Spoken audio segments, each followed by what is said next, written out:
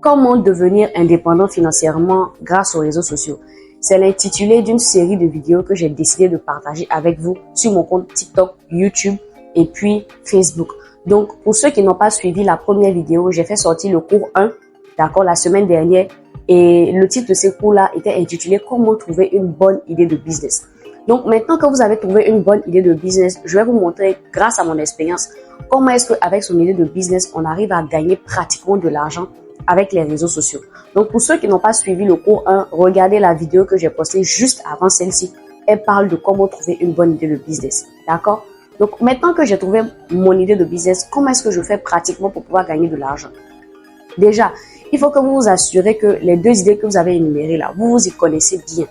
D'accord? Et que vous maîtrisez le domaine. Parce qu'il y a des gens qui m'écrivent en PV, qui me disent, Annika, j'ai bien envie de faire, je sais pas, l'agriculture, j'ai bien envie de faire la coiffure. Je leur demande, est-ce que vous êtes formé un peu? Les amis, si vous n'avez pas une bonne formation, si vous ne maîtrisez pas bien l'idée de business que vous avez choisi, vous risquez de vous cogner la tête. Parce que pour que l'idée de business pour que l'argent rentre là, l'idée de business ce n'est qu'une petite partie de l'iceberg. Ok, j'ai trouvé l'idée de business. Mais l'idée de business que tu as trouvée là, est-ce que tu maîtrises l'idée? Est-ce que tu sais comment ça fonctionne? Est-ce que tu sais, par exemple, tu fais de l'agriculture, est-ce que tu sais quelle maladie touche les plantes? Est-ce que tu sais quelle maladie peut toucher les plantes? Quelles maladies peuvent toucher le sol? Si tu sais pas ça, et que tu vas te lancer comme ça dans un projet agricole, tu risques d'échouer. Et tu vas dire que non, le pays est dur, alors que l'idée que tu as choisie là, tu ne maîtrises pas bien. Donc peut-être que tu suis cette vidéo là, tu as choisi le e-commerce, peut-être que tu as choisi de vendre un produit, peut-être que tu as choisi de faire l'agriculture, peut-être que il y a une connaissance que tu as acquis à l'école et que tu as choisi de la développer, d'en faire un business. Assure-toi que tu maîtrises bien le secteur. Quand tu vas t'assurer que tu maîtrises bien, au moins quand les clients viendront vers toi et qu'ils vont te donner leur argent, tu sais que tu as fourni un bon travail. Mais si les clients viennent vers toi te donner leur argent et que tu fournis un mauvais travail, il y a problème. D'accord? Donc la première chose, maîtrisez bien votre idée de business. Une fois que c'est fait, la deuxième chose, qu'est-ce que vous devez faire maintenant? Vous devez être visible.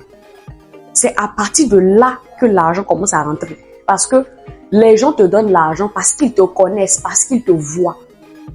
Si tu n'es pas visible, qui va te donner son argent? Personne. Donc la visibilité revient au problème de la présence sur les réseaux sociaux. À chaque fois que quelqu'un fait son business et qu'il me dit, Annika, mon business ne marche pas, la première chose que je lui demande, est-ce que tu es visible? Il me dit, ça veut dire quoi? Est-ce que tu es présent sur les réseaux sociaux? Il me dit non. Je lui dis, il y a de fortes chances que ton business ne marche pas. D'accord? À moins que tu aies un business, par exemple, au quartier. Peut-être un restaurant au quartier ou bien une blanchisserie au quartier. Ok, ça passe. Ce sont des business de quartier, donc on n'a pas besoin des réseaux sociaux. Mais si tu n'as pas un business au quartier et que c'est autre chose que tu fais, il faut que les gens te voient, même que si c'est la nourriture, même les gens, même que les business au quartier. Ici, quand ils sont visibles sur les réseaux sociaux, c'est beaucoup plus facile pour eux de vendre. Donc, vous allez commencer vraiment à gagner de l'argent quand vous allez être visible. Parce que, imaginons que vous avez un business au quartier. Les seules personnes qui peuvent payer, ce sont les gens de votre quartier. S'il y a 200 personnes au quartier, ça veut dire que ton chiffre d'affaires va toujours rester à 200 personnes. Mais si tu crées une page Facebook, les gens qui sont en Chine peuvent te voir. Les gens qui sont en Allemagne peuvent te voir. Les gens qui sont au Burkina peuvent te voir. Ça veut dire qu'il y a des millions de personnes qui peuvent te voir. Alors là, quand tu vas commencer à faire la publicité Facebook, on va en arriver. Mais toi, tu seras dangereux. Parce qu'une fois qu'on a la visibilité, on doit apprendre maintenant à faire la publicité. Comme ça, avec la publicité, tu touches les gens que tu veux toucher, puis eux, ils te donnent leur argent. Donc, une fois que vous avez trouvé votre idée de business, assurez-vous que vous maîtrisez bien, que vous sachez le faire. Une fois que c'est fait, créez une page Facebook et TikTok. Ce sont les deux réseaux sociaux que je vous conseille. Facebook et TikTok. Moi, c'est avec TikTok que j'ai commencé à gagner de l'argent avec mon entreprise. Je vais vous montrer comment on fait pour avoir des abonnés, pour faire des ventes sur TikTok. Comment aussi ça se passe sur Facebook. Mais la première des choses, vous avez trouvé une bonne idée de business. Créez une page Facebook, créez une page TikTok. Une fois que vous avez créé les deux là, d'accord? Mettez de bons noms. Il faut que votre société ait un nom, il faut que votre entreprise ait un nom qui attire les gens.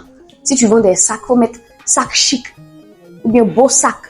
Des noms qui attirent. Tu sais que tu vends par exemple le sac, tu vends un nom qui n'a aucun sens là-bas.